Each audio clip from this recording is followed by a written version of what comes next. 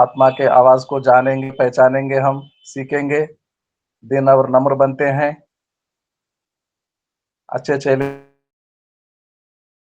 बनकर यीशु के अनुग्रह के सिंहासन के करीब जाकर बैठते हैं और सुनते हैं। सुनने के लिए अपने आप को तैयारी में रखें। पास्टर सुभाष चंद्र जी, आपका स्वागत है। सबको जय मसीह की।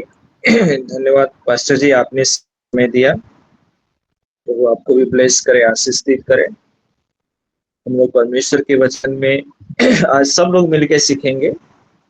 कुछ अलग तरीके से हम लोग परमेश्वर के वचन को सीखने के लिए जा रहे हैं और सिखाने वाला पवित्र आत्मा है और प्रभु हमारी मदद करेगा, प्रभु हमारी सहायता करेगा। प्रभु का धन्यवाद देते हैं हम लोग कि प्रभु ने अब तक हम लोगों को जीवित रखा है, अलग अलग जगह से इकट्ठा करके एक प्लेटफॉर्म पे ला करके हम लोगों को उपस्थित किया है कि हम लोग उसकी महिमा, उसकी स्तुति, उसकी बड़ाई कर सकें। और जिस वचन के द्वारा हमें जीवन मिलता है, जिस वचन के द्वारा हमें चंगाई मिलती है, जिस वचन के द्वारा हमें छुटकारा मिलता है और उसी वचन के द्वारा अनंत जीवन मिलेगा, उसी के बारे में हम लोग थोड़ी सी चर्चा सीखने के लिए जा रहे हैं, उसकी चर्चा करेंगे। तो हम लोग आज देखेंगे, पुराना नियम से ही देखेंगे हम लोग। और परमेश्वर के वचन में भी हम लोगों ने एशिया में भी पढ़ा है ना कि तुम याजक कहलाओगे और तुम्हारे साथ साथ मैं रहूंगा, और अभिषेक किया है। तो उसी के बारे में हम लोग थोड़ा सा देखेंगे। आज हम लोग निकालेंगे हबक्कू नबी की पुस्तक, उसका 1 अध्याय 1 से लेकर के 5 पद तक किसी को मिले तो पढ़े। हबक्कू यशायाह पहला अध्याय 1 से 5 तक पढ़ेंगे। हबक्कू हबक्कू यशायाह नहीं, हबक्कू।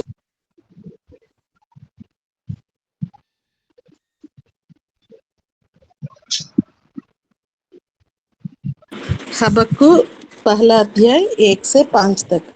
भारी वचन जिसको हबक्कूक नबी ने दर्शन में पाया। हे यहोवा, मैं कब तक तेरी दोहाई देता रहूंगा और तूने सुनेगा? मैं कब तक तेरे सम्मुख उपद्रव उपद्रव चिल्लाता रहूं? क्या तो उद्धार नहीं करेगा? तू मुझे अनर्थ काम क्यों दिखाता है? क्या कारण है कि तू उत्पात को देखता ही रहता है? मेरे सामने लूटपाट और उपद्रव होते रहते हैं और झगड़ा हुआ करता है और वाद विवाद बढ़ता जाता है। इसलिए व्यवस्था ढीली हो गई और न्याय कभी नहीं प्रकट होता। दुष्ट लोग धर्मी को घेर लेते हैं, इसलिए न्याय का खून हो रहा है। जाति जाति की ओर चित्त लगाकर देखो और बहुत ही चकित हो, क्योंकि मैं तुम्हारे ही दिनों में ऐसा काम करने पर हूँ कि जब वह तुमको बताया जाए तो तुम उसकी प्रतीति ना करोगे। आमीन आमीन। Thank you sister. प्रार्थना करेंगे हम लोग। वचन आपने बहुत सुंदर तरीके से पढ़ा है। Praise the Lord, praise the Lord, praise the Lord. हम मानव जात से असीम प्रेम करने वाले प्रभु, तेरे पवित्र चरणों में आते हैं मेरे परमेश्वर। आपकी जो दर्शन की बात है प्रभु, जो आप हबक्कू से सिखाए प्रभु, वही बात आज हमसे सिखाने के लिए जा रहे हैं परमेश्वर। इसके लिए प्रभु ना तो हमें बल चाहिए, ना शक्ति चाहिए, परंतु आपकी पवित्र आत्मा की सामर्थ चाहिए प्रभु। जिस पवित्र आत्मा के द्वारा हमें सामर्थ मिलता है, बुद्धि मिलती है, ज्ञान मिलता है, समझ मिलता है और भेद की बात को आप प्रकट करते हैं, उसी भेद की बात को हम लोग प्रभु जी आज सीखने के लिए जा रहे हैं परमेश्वर। आप हमें सिखाइए प्रभु जी। हमारी बुद्धि नहीं, हमारा विवेक नहीं, हमारा बल ताकत नहीं, परंतु आपका स्वर्गीय बुद्धि हमें मिलने पाए, जिसके द्वारा हम सब लोग मिल करके सीखें प्रभु और तेरी महिमा करें। प्रार्थना अपने उद्धार करता यीशु नासरी के नाम से मांग लेते हैं, आमीन। इसमें बहुत रहस्य की बातें लिखी हैं और हम लोग इसको पढ़े भी हैं, और कई बार लोगों ने पढ़ा भी है। तो मैं विश्वास करता हूं कि हम लोग जितने जुड़े हैं सब लोग पढ़े होंगे इसको। तो इसमें हबक्कू के पहले ही अध्याय के पहले ही वचन में लिखा है, भारी वचन जिसको हबक्कू नबी ने दर्शन में पाया था, और कह रहा है कि हे यहोवा, मैं कब तक तेरी दुहाई देता रहूंगा और तू न सुनेगा। मैं कब तक तेरे सम्मुख उपद्रव उपद्रव चिल्लाता रहूंगा, क्या तू उद्धार नहीं करेगा। यहाँ पे हबक्कू नबी एक दर्शन को देखता है, और उस दर्शन को देखने के बाद वो दुहाई दे रहा है, और कह रहा है कि मैं तेरे सम्मुख, तेरे सामने मैं कब तक उपद्रव उपद्रव चिल्लाता रहूंगा, क्या तू उद्धार नहीं करेगा, क्या तू उद्धार नहीं करेगा। आज भी मेरे प्रियो हम लोगों के सामने भी यही बातें होती है। हम लोग भी प्रार्थना करते हैं, वचन को पढ़ते हैं, दर्शन देखते हैं, और हम लोग प्रतिदिन परमेश्वर की दुहाई देते हैं, और यही कह रहा है, वो कह रहा है, तू न सुनेगा, तू मेरी बात को सुनेगा नहीं क्या। मैं कब तक तेरे सम्मुख उपद्रव उपद्रव चिल्लाता रहूंगा, क्या तू उद्धार नहीं करेगा। आज भी हम लोग कभी कभी बैठ के सोचते हैं, प्रभु चारों तरफ उपद्रव हो रहा है, हम लोग इतना प्रार्थना कर रहे हैं प्रभु, इतना ज्यादा हम लोग उपास रख करके भी प्रार्थना कर रहे हैं, सब लोग कर रहे हैं, लेकिन चारों तरफ उपद्रव उपद्रव ही हो रहा है। तू सचमुच में उद्धार नहीं करेगा क्या, तू सचमुच में उद्धार नहीं करेगा, और तू मुझे अनर्थ काम क्यों दिखाता है, और क्या कारण है कि तू उत्पात को देखता ही रहता है। मेरे सामने लूटपाट और उपद्रव होते रहते हैं, और झगड़ा हुआ करता है, और वाद विवाद बढ़ता जाता है। मेरे प्रियो, इस वचन को जो हम लोग देख रहे हैं, तो जो वर्तमान की स्थिति है वो हमारे सामने हो रहा है। तो मुझे अनर्थ काम क्यों दिखाता है। हम लोग देखते हैं अनर्थ काम, ना अनर्थ काम देखते हैं हम लोग, कहीं लड़ाई हो रहा है, कहीं झगड़ा हो रहा है, कहीं किसी का मर्डर हो रहा है, कहीं बेविचार हो रहा है। ये सब अनर्थ काम हमें परमेश्वर दिखा रहा है, और हम लोग देखते भी हैं। और क्या कारण है कि तू उत्पात को देखता ही रहता है। यहाँ हबक्कू परमेश्वर के सामने जाकर के एक उलाहना दे रहा है कि तू मुझको अनर्थ काम भी दिखाता है। क्या कारण है कि तू जो उत्पात हो रहा है, ये काम हो रहा है, उसको तू देख रहा है, और मेरे ही सामने लूटपाट और उपद्रव होते रहते हैं, झगड़ा हुआ करता है, और वाद विवाद बढ़ता जाता है। तो हम लोगों के सामने सब कुछ हो रहा है, हम भी देख रहे हैं, परमेश्वर भी देख रहा है, सब कुछ हो रहा है ना। अनर्थ काम हो रहे हैं, लूटपाट हो रहे हैं, उपद्रव हो रहे हैं, झगड़ा लड़ाई हो रहा है, लोगों में वाद विवाद हो रहा है, फिर भी देख रहा है। ये सारी बातों को हबक्कू देख रहा है, और हबक्कू की जगह हम लोग अपने आप को रखेंगे, और हम लोग अपने आप को कहेंगे कि प्रभु तू मुझे अनर्थ काम क्यों दिखाता है, और क्या कारण है कि तू इस काम को देखता रहता है। और यहाँ पे अपने आप को रखेंगे कि मेरे सामने लूटपाट उपद्रव होते रहते हैं। मैं बोल सकता हूँ कि सुभाष, तुम्हारे सामने लूटपाट उपद्रव होते रहते हैं, और झगड़ा हुआ करता है, और वाद विवाद बढ़ता जाता है, तेरे सामने ही ये सब कुछ हो रहा है, और हम लोग बड़े प्यार से उसको देखते रहते हैं। 4 पद में बोला है, इसलिए व्यवस्था ढीली हो गई है और न्याय कभी नहीं प्रकट होता। दुष्ट लोग धर्मी को घेर लेते हैं, सो न्याय का खून हो रहा है। व्यवस्था ढीली हो गई है, न्याय कभी नहीं प्रकट होता है। दुष्ट लोग धर्मी को घेर लेते हैं, सो न्याय का खून हो रहा है। आज हमारे और आपके बीच में व्यवस्था ढीली हो गई। जो व्यवस्था लागू होना चाहिए वो व्यवस्था है ही नहीं। जो न्याय होना चाहिए वो न्याय हमारे ऊपर प्रकट ही नहीं हो रहा है, और दुष्ट लोग धर्मी को घेर लेते हैं। बताइए आप लोग, मैं म्यूट खोल करके बोलिए आप लोग कि सचमुच में व्यवस्था ढीली हो गई है और न्याय कभी नहीं होता है। ऐसी है, ऐसी बात है कि नहीं? प्रभु के सेवक लोग बोलिए आप लोग कि व्यवस्था ढीली हो गई है कि नहीं हो गई है? एकदम ढीली हो गई है। और न्याय हमारे ऊपर प्रकट ही नहीं होता है।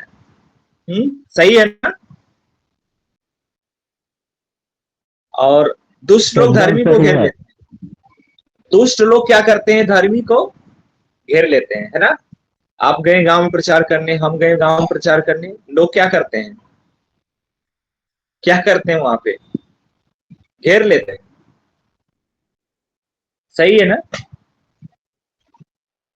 ये बात सही है, बोलिए आप लोग, ये बात सही है कि हाँ नहीं? सर, सही है सर। एकदम 100% सही है। दुष्ट लोग धर्मी को क्या करते हैं? घेर लेते हैं। सो न्याय का क्या हो रहा है? खून हो रहा है ना? पुलिस आ रही है और आपको ही पकड़ के लेके जा रही है। बताइए, वहां पे न्याय करना चाहिए ना? हम तो किसी से झगड़ा नहीं किए, हम तो किसी से वाद विवाद नहीं किए, मारपीट नहीं किए, किसी को गाली गलौज नहीं किए, है ना? लेकिन फिर भी वहां पे न्याय का क्या हो रहा है? खून हो रहा है? न्याय की वहां पे हत्या हो रही है। इसी बात को हबक्कू बता रहा है, व्यवस्था ढीली हो गई है, न्याय कभी नहीं प्रकट होता, और दुष्ट लोग क्या करते हैं? धर्मी को घेर लेते हैं। पास्टर को घेर लेंगे, उससे नहीं पूछेंगे कि भाई तुम्हारा अपराध क्या है। उसका अपराध यही है कि आपको सुसमाचार सुनाया है, उसका अपराध है कि आपके बच्चे के लिए प्रार्थना की, आपका बच्चा चंगा हो गया है, उसका अपराध है कि आपके घर में शांति नहीं थी, शांति आ गई, उसका अपराध था कि आपके घर से अंधकार की शक्ति, दुष्ट आत्माएं उसके जाने से और आपके विश्वास करने से चले गए। यही उसका अपराध है ना? और क्या अपराध है उसका? आपका जमीन के लिए तो नहीं गया है, आपके घर में हिस्सा मांगने तो नहीं गया है, आपसे मारपीट करने के लिए तो नहीं गया है ना? तो न्याय तो उसको मिलना चाहिए, लेकिन यहाँ पे तो न्याय का खून हो रहा है, हत्या हो रही है। पुलिस आ रहा है, पकड़ के लेके जा रहा है, उनको धर्म विरोधी कानून 3/5 में अंदर डाल दे रहा है, पति पत्नी को डाल दे रहा है, पूरे परिवार से डाल दे रहा है। ये कहां तक न्याय है? कभी कभी हम लोग को भी सोचना है, प्रभु आप कहां पे हैं? प्रभु आप न्याय करने वाले हैं, आप कहां पे हैं? प्रश्न उठता है, प्रभु आप कहां पे हैं? हमने तो कोई अन्याय नहीं किया है, लेकिन यहाँ पे तो न्याय का खून हो रहा है। प्रभु आप कहां पे हैं? सब कुछ देख रहे हैं आप, इतना उपद्रव मचा, इतना त्राही त्राही मची है, करा रहे हैं लोग, कलीसिया बंद कर दिए हैं, सुसमाचार सुनाना बंद कर दिए हैं। क्या जरूरत है सुसमाचार सुनाने की, जब परमेश्वर मेरी सुधि नहीं ले रहा है, परमेश्वर मेरा न्याय नहीं कर रहा है, और ऊपर से न्याय की हत्या हो रही है। ये बात सोचने वाली बात है। प्रभु हम तेरी दुहाई देते हैं, फिर भी आप नहीं सुन रहे हैं, आप नहीं सुन रहे हैं। सबसे ज्यादा विरोध हमारे उत्तर प्रदेश में बहुत ज्यादा हो रहा है। और आज हम उत्तर प्रदेश का 3-4 जिला जो है कि बहुत हाईलाइट हो गया है। कुछ नहीं बोलेंगे, धर्मी व्यक्ति गया प्रार्थना कर रहा, कुछ नहीं, धर्म परिवर्तन करा रहा, न्याय का खून हो रहा है वहां पे, पुलिस भी आ रही, पूछ नहीं रही भाई आपका क्या दोष है, इसने कुछ नहीं दोष किया, पुलिस भी रिएक्शन नहीं ले रही है, सीधा जेल में डाल रही है, उनका कोई रिएक्शन नहीं है, सीधा जेल में डाल दो। बताइए, हम अपने घर में बाइबल नहीं रख सकते, हम अपने घर में वचन लिख के टांग नहीं सकते, हम अपने घर में आराधना नहीं कर सकते, ये न्याय का खून हो रहा है। ये सब हम लोग देख रहे हैं, परमेश्वर भी देख रहा है, प्रभु भी देख रहा है। और अन्य जातियों की ओर चित्त लगाकर देखो और बहुत ही चकित हो, क्योंकि मैं तुम्हारे ही दिनों में ऐसा काम करने पे हूं कि जब तुमको बताया जाए तो तुम उसकी प्रतीति न करोगे। सच में, जब जिस बात को हमें बताया जाएगा हम प्रतीति नहीं करेंगे, हम विश्वास नहीं करेंगे, है ना। हम लोग यहाँ को उपस्थित है, कोई 5 साल का, कोई 6 साल का, कोई 10 साल का, 15 साल का, 20 साल का विश्वासी है। जिस दिन हम लोग 15 साल पहले, 20 साल पहले अगर यीशु मसीह को ग्रहण किए थे, उसी समय यीशु मसीह बता दिया होता कि तुम मुझे ग्रहण तो कर रहे हो, लेकिन तुमको जेल जाना पड़ेगा, तुमको मार खाना पड़ेगा, तुमको दुख सहना पड़ेगा। तो क्या हम यीशु मसीह ग्रहण करते? नहीं करते, प्रतीत नहीं करते, हम विश्वास नहीं करते, है ना।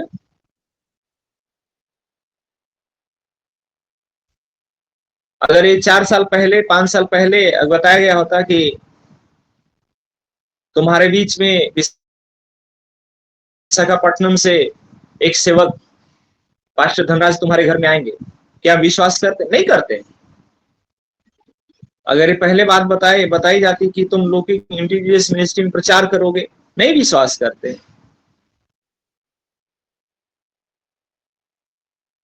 तो इसीलिए परमेश्वर का वचन बोल रहा है कि तुम उसकी प्रतीति न करोगे, जो तुमको बात बताई जाएगी उसकी तुम प्रतीति न करोगे। तो इसलिए परमेश्वर, जो कुछ भी हो रहा है परमेश्वर देख रहा है, सब कुछ देख रहा है, लेकिन इसलिए हो रहा है कि लोग प्रतीति करें, लोग विश्वास करें।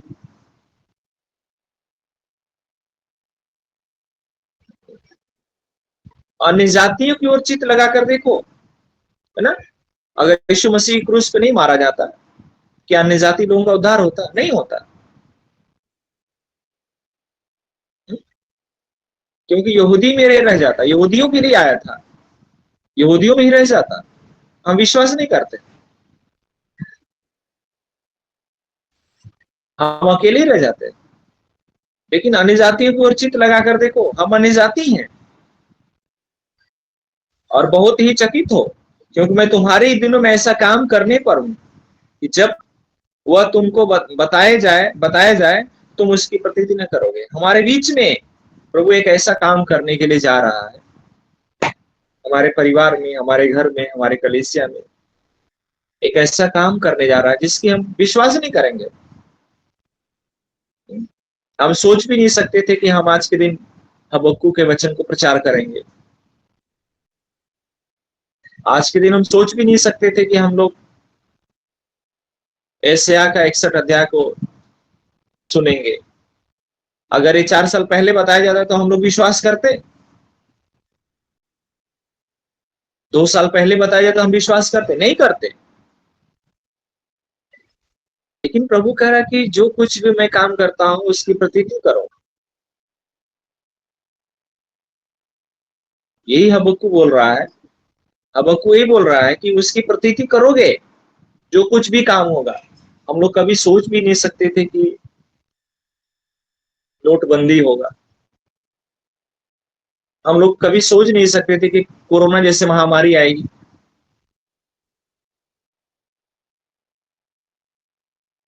प्रतीति करोगे। तो जिस काम को प्रभु करता है, हमारा परमेश्वर करता है, उसको पता है कब क्या करना है, कब क्या नहीं करना है। लेकिन यहाँ पे तो हम लोग घबरा जाते हैं, प्रभु न्याय नहीं हो रहा है, न्याय का खून हो रहा है, सब लोग जेल जा रहे हैं।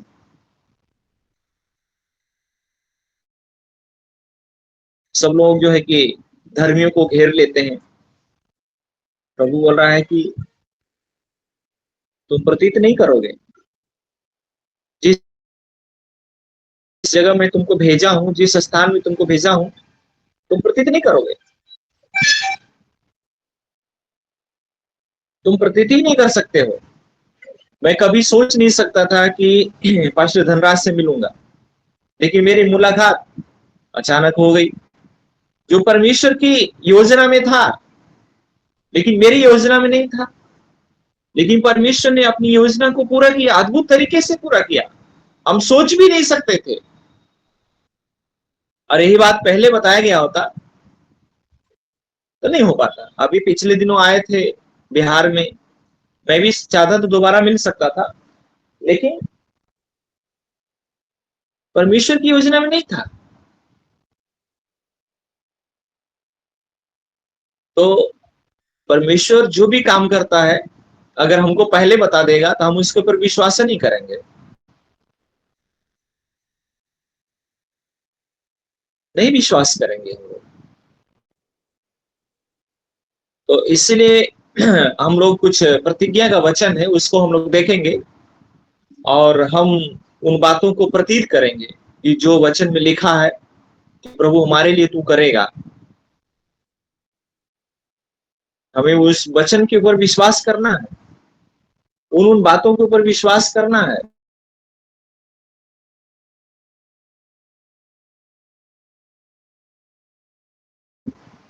आइए हम लोग देखते हैं भजन संहिता 91, साम चैप्टर 91।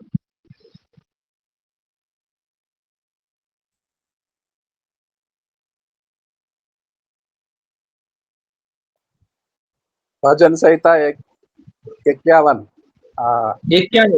91 पास्टर 91 भजन संहिता 91 कौन सा वचन को पढ़ेंगे? सब पूरा पढ़ेंगे क्योंकि ये प्रतिज्ञा हमारे लिए है। कोई भाई बहन पढ़िए। जो परम प्रधान के छाए स्थान में बैठा रहे, वह सर्वशक्तिमान की छाया में टिकाना पाएगा। मैं यहोवा के विषय कहूंगा, वह मेरा शरण स्थान और गढ़ है, वह मेरा परमेश्वर है, मैं उस पर भरोसा रखूंगा। वह तुझे बहेलियों की जाल से और महामारी से बचाएगा, और वह तुझे अपने पंखों की आड़ में ले लेगा, और तू उसके पैरों के नीचे शरण पाएगा। उसकी सच्चाई तेरे लिए ढाल और झिलम ठहरेगी। तू न रात के भय से डरेगा और न उस तीर से जो दिन को उड़ाता है, न उस मरी से जो अंधेरे में फैलती है, और न उस महारोग से जो दिन दोपहरी में उड़ाता है। तेरे निकट 1000 और तेरे दाहिनी ओर 10,000 गिरेंगे, परंतु वह तेरे पास न आएगा। परंतु तू अपने आंखों से दृष्टि करेगा और दुष्टों के अंत को देखेगा। हे यहोवा, तू मेरा शरण स्थान ठहरा है। तूने जो बल का धान को अपना धान मान लिया है, इसीलिए कोई विपत्ति तुझ पर न पड़ेगी, न कोई दुख तेरे डेरे के निकट आएगा, क्योंकि वह अपने दूतों को तेरे नियमित आज्ञा देगा, कि जहाँ कहीं तू जाए वे तेरी रक्षा करें। वे तुझको हाथों हाथ उठा लेंगे, ऐसा न हो कि तेरे पाँव में पत्थर से ठेस लगे। तू सिंह और नाग को कुचलेगा, तू जवान सिंह और अजगर को लताड़ेगा। उसने जो मुझसे स्नेह किया है, इसीलिए मैं उनको छुड़ाऊंगा। मैं उसको ऊंचे स्थान पर रखूंगा, क्योंकि उसने मेरे नाम को जान लिया है। जब वह मुझको पुकारे, तब मैं उनकी सुन लूंगा। संकट में मैं उसके संग रहूंगा, मैं उसको बचाकर उसकी महिमा बढ़ाऊंगा। मैं उसको दीर्घायु से तृप्त करूंगा और अपने लिए उद्धार का दर्शन दिखाऊंगा। आमीन। थैंक यू सिस्टर पढ़ने के लिए। तो ये है परम वचन में एक प्रतिज्ञा का वचन है, इसको हम लोगों को प्रतिदिन पढ़ना है। जो परम प्रधान की छाया अवस्था में बैठा रहे वह सर्वशक्तिमान की छाया में ठिकाना पाएगा। आज प्रचार को बहुत लोग सुने होंगे, बहुत बार इसको लोग पढ़े होंगे, तो यही बोलेंगे कि सच में जो परम प्रधान के छाये हुए स्थान में बैठा रहे वह सर्वशक्तिमान की छाया में ठिकाना पाएगा। वो मेरा सरल स्थान, मेरा गढ़, सब कुछ है। मैं उस पर भरोसा रखूंगा और वह तुझे बहेलिये के जाल से और महामारी से क्या करेगा? बचाएगा। मैं इस वचन को बहुत ही गहराई से अप्लाई भी करता हूँ। जब कोई समस्या, कोई परेशानी आती है तो इस वचन को जरूर मैं बोलता हूँ कि वह तो तुझे बहेलिये के जाल से और महामारी से बचाएगा। हम लोग उस दिन को याद करते हैं, पास्टर जी का धन्यवाद देते हैं कि जब कोरोना काल था, जब सिस्टर हिमश्री जी को कोरोना हो गया था, पास्टर जी उनके हाथ अपने हाथ में लेकर के वो बोल रहे थे, वो गवाही दे रहे थे कि उस स्थिति बहुत भयंकर थी, बचने की उम्मीद नहीं थी। दोनों पति पत्नी यही बोल रहे थे कि अब तुम चली जाओगी, बच्चों को क्या होगा, हमारा क्या होगा। इस सारी बातों को उन्होंने बहुत ही मार्मिक तरीके से घटना को उजागर कर रहे थे जब हम लोग उस समय जुड़ते थे। तो लेकिन उस समय यही वचन उनको कि वह तुझे बहेलिये के जाल से, बहेलिया चाह रहा था कि अपने जाल में फंसा करके इसको मैं जो है कि नष्ट करूं, और महामारी भी चाह रही थी कि इनको हम लोग जो है कि नष्ट करें, लेकिन परमेश्वर ने वहां पे बचाया। वह तुझे बहेलिये के जाल से और महामारी से बचाएगा। प्रिय, कोरोना काल में बहुत लोग चले गए, लेकिन परमेश्वर ने हम लोग को बचाया। मेरी भी पत्नी उस समय जो है कि कोरोना से प्रभावित हो गई थी। हम लोग डेली सुबह में जुड़ करके प्रार्थना करते थे और इन वचनों को हम लोग अप्लाई करते थे। प्रभु, महामारी से तू बचाएगा, वायदा किया है, तो फिर ये महामारी हमारे लिए क्यों है? और लिखा है, तू न रात के भय से डरेगा और न तीर से जो दिन को उड़ता है, न उस मरी से जो अंधेरे में फैलती है, और न उस महारोग से जो दिन दोपहरी में उजाड़ता है। उसमें बहुत भयंकर स्थिति थी। उस समय जो लोग इंटीग्रेस मिनिस्ट्री में जुड़ते होंगे वो जान रहे होंगे लोग कितनी उस समय भयावह की स्थिति थी। उसके बावजूद भी परमेश्वर ने हम लोगों को महामारी से, महारोग से, जो दिन को दोपहरी को कभी फैल सकती थी, कहीं से फोन, अरे फला व्यक्ति चला गया, फला व्यक्ति जो है कि कोरोनाटाइड हो गया, फला व्यक्ति हॉस्पिटलाइज हो गया। एक भय का माहौल था, एक दहशत का माहौल था। अगर ये पहले 4 साल पहले बता दिया होता प्रभु, 10 साल पहले बता दिया होता हमको कि ऐसी महामारी आएगी, तो हम तो सह नहीं सकते थे। उसी समय हमारा हार्ट अटैक हो जाता, मर जाते। लेकिन परमेश्वर ने हमारे लिए हर चीज को होने से पहले नहीं बताता, होने के बाद बताता, ये होना है ना। इस महामारी के बारे में लोगों को बताता, ऐसी होगी। वचन में लिखा है महामारियां आएंगी, बीमारियां आएंगी, समस्या आएंगी, लेकिन उसका रूप कैसा होगा, उसका प्रभाव कैसा होगा, इसके बारे में हमको नहीं पता है। लेकिन पता चल गया ना कोरोना का कैसे, कितना भयंकर, कितना दहशत था लोगों के अंदर, डर था। लेकिन यही वचन हम लोगों को बचाया। यही वचन हम लोगों को आज तक संभाल के रखा है। न उस मरी से जो अंधेरे में फैलती है, और न उस महारोग से जो दिन दोपहरी में उड़ता है। और वचन में लिखा है, 16 में लिखा, मैं उसको दीर्घायु से तृप्त करूंगा, है ना। महामारी तो सोची कि हम खत्म हो जाए, बीमारी तो चाहिए कि खत्म हो जाए, हम खत्म हो जाए, लेकिन परमेश्वर का वचन बोल रहा था कि मैं तुम्हें दीर्घायु करूंगा, दीर्घायु से तृप्त करूंगा, और अपने किए हुए उद्धार का तुम्हें दर्शन दिखाऊंगा। जो मैंने उद्धार किया है, जो दर्शन हबक्कू देखा था, उसी दर्शन को प्रभु बोल रहा है कि तुम भी देखोगे। उसी दर्शन को मैंने तुम्हें दिखाया। ये दर्शन की बात है। हबक्कू ने दर्शन देखा, न्याय नहीं हो रहा है, झगड़ा हो रहा है, वाद विवाद हो रहा है, सब कुछ हो रहा है, न्याय का खून हो रहा है। हबक्कू से कहा, हबक्कू सुन, मैं जो बात बताऊंगा ना उसको तुम विश्वास नहीं करोगे। आज प्रभु हमको और आपको इसीलिए बचाया है, इसीलिए महामारी से, कोरोना से हम लोगों को बचाया है। दीर्घायु से तृप्त करूंगा, आज हमको दीर्घायु से तृप्त करो। कभी कभी हम लोग मृत्यु के शैया पे चले जाते हैं, बचने की कोई आशा नहीं होती है, लेकिन प्रभु का वचन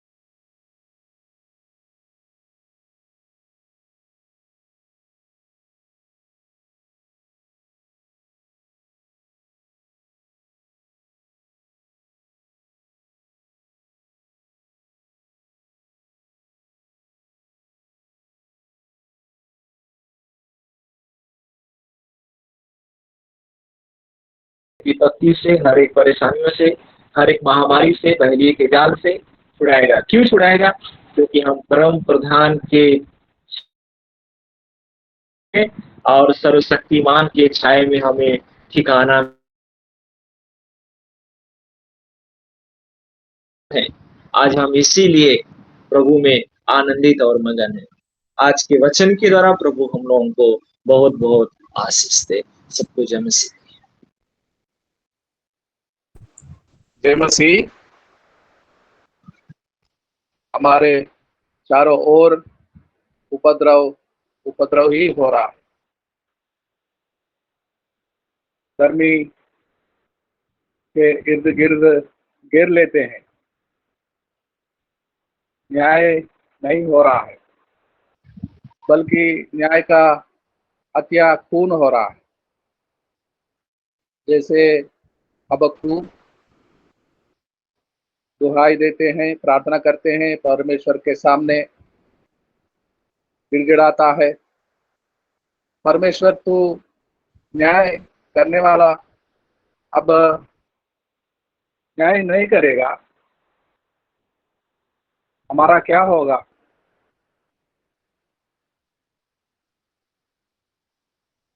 हम जेल जा रहे हैं, हमारा नाश हो रहा है, नुकसान पहुंचा रहा है, संसार तोड़ फोड़ कर रहा है, भवनों को, आराधनालय को गिराते हैं लोग, बेवजह सड़कों के पीछे घसीट कर फेंक देते हैं। परमेश्वर तू कब तक न्याय नहीं करेगा?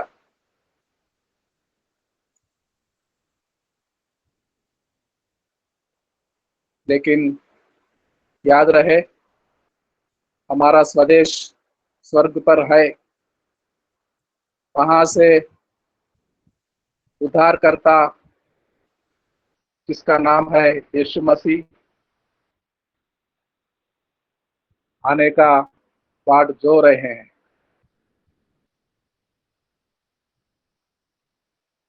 बचाकर लेके जाने के लिए आ रहे हैं उद्धारकर्ता। स्वर्गलोक में जहां वो रहते हैं, हमेशा सदा के लिए हम वहां रहें। निजी घर के ओर जा रहे हैं। हमारे यात्रा इस संसार से स्वर्गलोक तक पहुंचने तक है। बहुत ही सुंदर संदेश सुना हमने। धीरज के साथ सेवकाई करते रहे जब तक उद्धारकर्ता नहीं आते हमें लेने के लिए, इस संसार से बचाने के लिए। यही हो रहा है, यही हो रहा है। चारों ओर उपद्रव, उपद्रव, उपद्रव, चारों ओर हो रहा है। हमें लेने के लिए हमारा उद्धारकर्ता आने वाला है। जहां वो रहेंगे, हम भी सदा के लिए सुख और चैन से शांति जीवन बिताने के लिए, सदा के लिए स्वर्गलोक में जा रहे हैं। इंग्लिश में लिखा है द ब्लिस ऑफ हेवन। आश्चर्यचकित, मगन, खुशी होगा वहां पर। द ब्लिस ऑफ हेवन, स्वर्गलोक में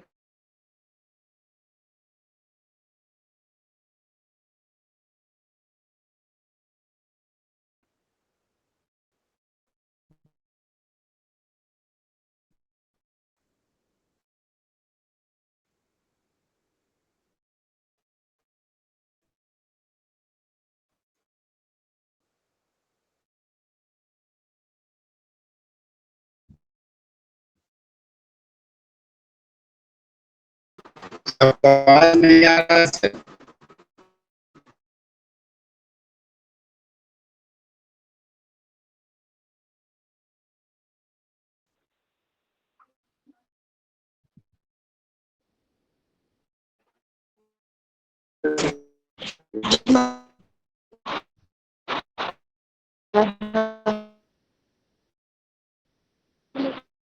कोई भाई बहन 1 मिनट याद रखें।